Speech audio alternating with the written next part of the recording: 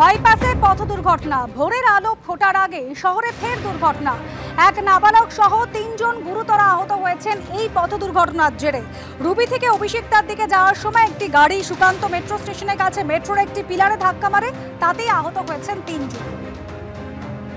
ফের পথ দুর্ঘটনা বাইপাসে বুধবার দিনকে ভোর 4টে নাগাদ যখন একটি প্রাইভেট গাড়ি রুবি হাসপাতালের মোড় থেকে যখন সেটি অভিষিক্তার দিকে যাচ্ছিল, ঠিক সেই সময় বাইপাসের ওপরে ঠিক কবি সুকান্ত মেট্রো স্টেশনের সামনে যে পিলারটি দেখা যাচ্ছে এখানে সজোরে ধাক্কা মারে এবং এই মুহূর্তে গাড়িতে থাকা যে 3 জন যাত্রী ছিলেন তাদেরকে হাসপাতালে তাদের চিকিৎসা চলছে, যার মধ্যে একজন নাবালকও রয়েছে। কিভাবে এই দুর্ঘটনাটি ঘটল, অর্থাৎ বেপরোয়া গতিতে যাওয়ার জেরে এই ঘটনা, নাকি এই ক্ষেত্রে দাঁড়িয়ে যিনি চালক ছিলেন তিনি মত্ত অবস্থাতে গাড়ি চালাচ্ছিলেন তার এই ঘটনা, পুরো বিষয়টাই খতিয়ে দেখা হচ্ছে। দেখা যাচ্ছে যে স্পটের বিভিন্ন জায়গাতে গাড়ির বিভিন্ন অংশ এই মুহূর্তে ভেঙে পড়ে রয়েছে। পিলারের একটা নির্দিষ্ট জায়গা সেটাও কিন্তু যথেষ্ট ক্ষতিগ্রস্ত হয়েছে। গড়ফা থানা ইতিমধ্যে তদন্তে নেমেছে, থানার তরফে ইতিমধ্যে গাড়িটিকে বাজেয়াপ্তও করা হয়েছে। ক্যামেরা সদমন মজুমদারের সঙ্গে সুকান্ত মুখোপাধ্যায়, এবিপি আনন্দ। রিজেন্ট পার্কে যে ডাকাতির অভিযোগ উঠেছিল সেই ঘটনা সামনে রাখবো। সেই ডাকাতির অভিযোগের ঘটনায় অভিযোগকারী মহিলা এবং আরও 2 জনকে গ্রেফতার করেছে পুলিশ। পুলিশ সূত্রে খবর, ওই অভিযোগকারিনী মহিলা তিনি ভুয়ো খবর দিয়েছিলেন, মিথ্যে খবর ফেটেছিলেন এবং সেই কারণে তাকে এবং তার 2 আত্মীয়কে গ্রেফতার করা হয়েছে।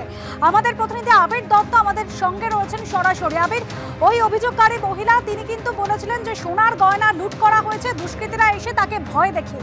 সমস্ত অভিযোগ তাহলে মিথ্যা? দেখো, এমনটাই মনে করছে পুলিশ। তার কারণ হচ্ছে যে অভিযোগ ওই মহিলা করেছিলেন, সেই অভিযোগের ভিত্তিতে তদন্তে নেবে বেশ কিছু বিষয় প্রথমে পুলিশ দেখে। প্রথম, যে সিসিটিভি ক্যামেরার ফুটেজে কাউকেই যে সময়ের কথা তিনি বলছেন সেই সময় বাড়িতে প্রবেশ করতে দেখা যাচ্ছে না। ছাদ থেকে যদি কেউ ঢোকার চেষ্টা করে সেই সম্ভাবনাও খতিয়ে দেখা হয়েছে, সেটা থেকেও কিন্তু কোনো রকম সদর্থক উত্তর পাওয়া যায়নি।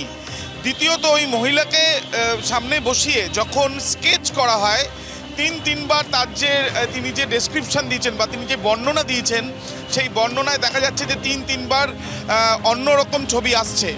এরপর তদন্তকারী আধিকারিকরা তার ব্যাকগ্রাউন্ড খতিয়ে দেখেন এবং খতিয়ে দেখতে গিয়ে জানতে পারেন যে তার যে মা, তার কাছ থেকে তিনি প্রায় 6 লক্ষ টাকা পেতেন, মা পেতেন ওই অভিযোগকারীর কাছ থেকে।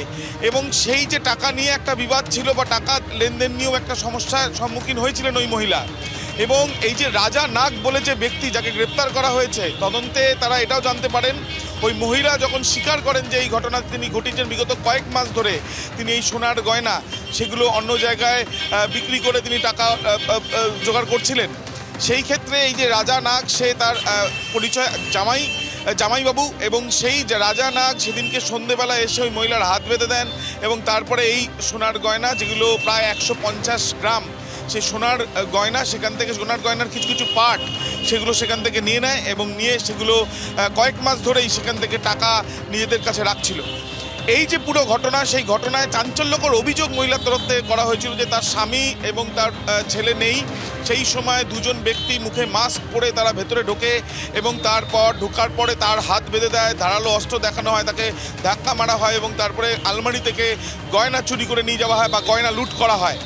এই যে ঘটনা, সেই ঘটনার তদন্তে নেমেই সিসিটিভি ক্যামেরার ফুটেজ, সেখান থেকে অসঙ্গতি, তার বক্তব্যে অসঙ্গতি, স্কেচ থেকে যে বিবরণ পাওয়া গিয়েছে সেই বিবরণের অসঙ্গতি থেকেই কিন্তু সন্দেহ আরও বাড়ে পুলিশের এবং তারপর টানা জিজ্ঞাসাবাদের পর গ্রেপ্তার করা হয়েছে ওই মহিলাকে। মহিলার বয়ানের ভিত্তিতে রাজা নাগ নামে তার আত্মীয়, তাকেও গ্রেপ্তার করা হয়েছে। 2 জনকে আজকে আলিপুর আদালতে পেশ করা হবে।